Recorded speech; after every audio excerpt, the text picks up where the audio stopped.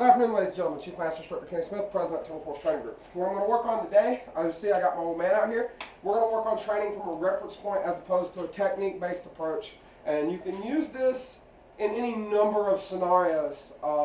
We're using it in a hand-to-hand combat perspective. Obviously, this could very easily be applied using the same reference points to a stick or to a knife. You could incorporate drawing your weapon. You can incorporate gun grappling into this. It's just a reference point. The same thing can be used from any number of gun drills. A lot of people use a ready position as a reference point. The hands up position. A reference point is just that. It's something that when your brain sees it, or you get there, you can have an epiphany, and you don't have to think about it as much. From a use perspective, reference point training is less sophisticated than technique-based training, but from a trainer's perspective, it's a dream and a godsend, because I don't have to spend an hour teaching you one response to one thing. I can teach you a response from a reference point that you can get to any number of ways. Really, when you think about it, there's 4 ways that you can deal with anything: high, low, inside, and outside. Okay? And you can obviously expand that further. The reference points we're going to work on here, if we divide the body into segments using the sternum and the spine, all right, obviously you've got those 4, and you're going to add inside and outside to each one of those mixes. The first one we're going to work with is a high line to the inside. All right, this can have both hands up, this can have one hand up. This is a good reference point to work from, because typically opening punches are circular in nature. I like getting both hands involved in it for 2 reasons. Number 1, if this comes at me wild, I can go ahead and stun him here.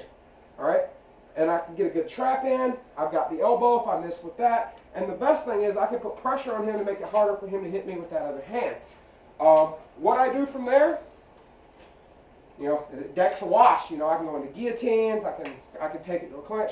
There's any number of things you can do from there. But from this posture, once that strike comes, however I got here, all right, where do I go from here? It depends on what I want to do.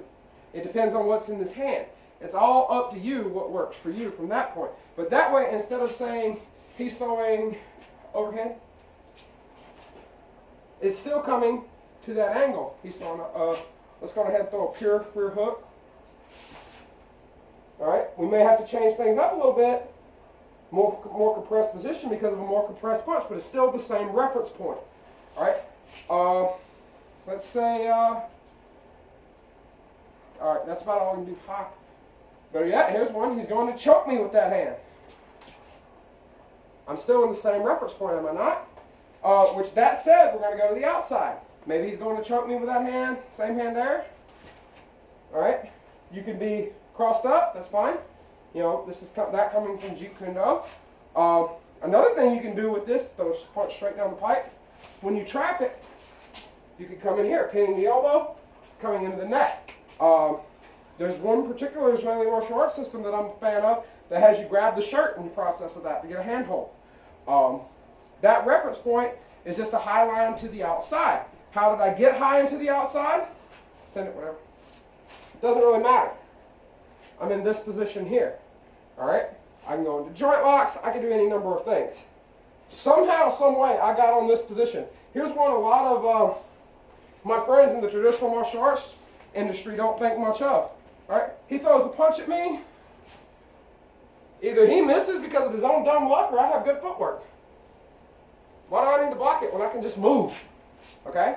If I think about it, I want to get my weapon, okay? This is for you law enforcement guys, or people who carry concealed. I want to get this weapon as far away from him as possible. All right? So if I go to this outside reference point, I put something between me and him. All right? Again, these same things apply to the left side. The next thing I'm going to work on are a low reference point. Now, I'm a southpaw, so for the sake of demonstration, I'm using my dominant hand. And also, it just makes things easier for teaching purposes. Let's say he's reaching here where my mags are. Let's assume I'm a right-handed guy. He's grabbing for my weapon. We can do any number of things from here. Either way, same thing. I'm in a low and inside reference point. Notice I've got both my hands up again, almost like a scissor. What this does is with those both hands up, if he's no longer using just the empty hand, he's trying to shank me, and yeah, I'm giving him a screwdriver, I could trap it, okay? Why would this be relevant? Because trying to stick somebody between the ribs is not an easy task. That's why the Fairbairn Sykes dagger has a very narrow blade profile, so it fits between the ribs. That screwdriver, all but the widest points between my ribs, probably wouldn't fit unless it was edged down, and that's a very precise shot. But it'll fit in here in this soft tissue all day long. Jail inmates grind toothbrushes down on concrete and stick people in the gut all day long. All right? So if that's coming in, I've got to stop it. I've got to absorb that kinetic energy.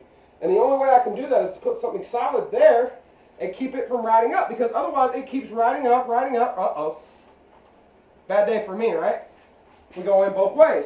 Once I get here, then I can go into controlling and moving however I need to do. But when things are coming low, you have to stop that, and you have to stop it now. If you want to go to the outside, okay, we're going to go ahead and use his leading hand on this one just so you all can see what I'm doing. Okay, if I'm going to the outside, maybe I'm trying to get in here, break that arm that he's trying to stick me with. Either way, I went to the outside. Now, how did I get to that reference point? That's irrelevant. I'm just showing a few examples of how it can be there. The last two reference points that I'm going to work on are center line. Let me put that down. The center line reference point, again, can either be inside or outside, and it can be high or low, but the cool thing is, the only difference, well, if he's going low, if you're going to a center line reference low, if they're going low with their whole body on the center, there's only one thing they're trying to do, and that's some form of wrestling style takedown, a shot, in which case you sprawl. If you don't know how to sprawl, go find a jiu-jitsu gym, because that's basic knowledge. Put your hands on their head, put your chest on your hands, throw your feet out. Problem solved. Bash their face on the cement, they'll quit trying to take you down, I promise you. It sucks on the mat, I don't want it on the pavement. So we're going to deal with it if they're coming high here. If he's coming and he gets what's called overhooks of some form, and I'm on the inside, okay? Maybe he's got overhooks, maybe we're in a clinch here. This is a good reference point to train. This is a very bad spot for him. I have eyes, I have headbutts, multiple different ways of headbutts. I have knees. I'm fairly well in control when I have underhooks and he has overhooks. How did I get to that position? Maybe he's outwardly trying to clinch me, and I see it coming. He goes to clinch. I clinch too. That's fine. Maybe he's trying to choke me with both hands, and I split the difference. Not necessarily in a clinch, but I've still got those underhooks. Maybe he's just trying to push me, and all I can do is bring my hands up and split it. Okay? You're not always going to have perfect situational awareness. A criminal makes his living by deceiving professional security personnel of situational awareness. They don't get away with robberies near police officers by being stupid, and it happens all the time. All right? So you have to understand your situational awareness is a fallible skill. We've covered this on another video. What if I'm going to the outside? This is typically in the context of a grab, because if someone's trying to push you and you wind up with both hands on the outside, this is what we call a bad tie. All right? You might get something in the process, but you might not. Either way, you're now off balance. All right? There are ways to deal with that, but that reference point you're typically going to get when maybe they grab you straight up outright, or maybe they just grab you into a clinch. Okay? However, you're on the outside. All right? By training in these reference points, you don't have to teach a choke, a clinch, a takedown, 18 different types of punches. You don't have to deal with that at all. You could take those 6 or 7, if you count going low, reference points, and if you spend 30 minutes apiece on each one, in this state, law enforcement officers get 8 hours of hand-to-hand combat training a year. That's all they're required to get. You take those, spend 30 minutes apiece on 7, that's 3.5 hours of training. You still have 4.5 hours that you can spend on ground fighting, weapon retention, everything else that's involved with it. And really, can these same ones be weapon retention training as well?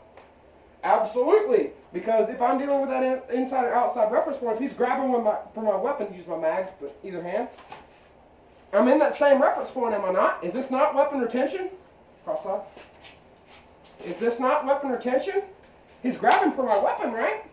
I'm using the same reference points for multiple purposes. So if you're looking to branch out in how you train, you can use my reference points, you can come up with your own, but I would very strongly recommend that you look for individual reference points as opposed to individual techniques. Individual techniques come from the traditional martial arts world. There's nothing wrong with it. But understand, in the traditional martial arts world, people pay a tuition for a certain set amount of time. And people typically aren't going to walk out on a service that they paid for.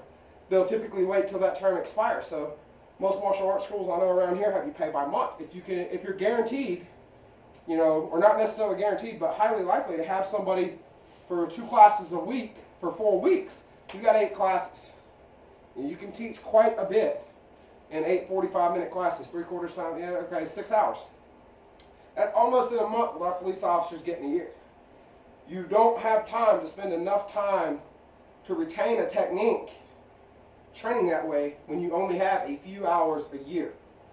So if you're looking to train law enforcement, if you do train law enforcement, this is a training methodology you should look into. If you have any questions, shoot us an email, totalforcecombat@gmail.com. Stay frosty, stay in the fight.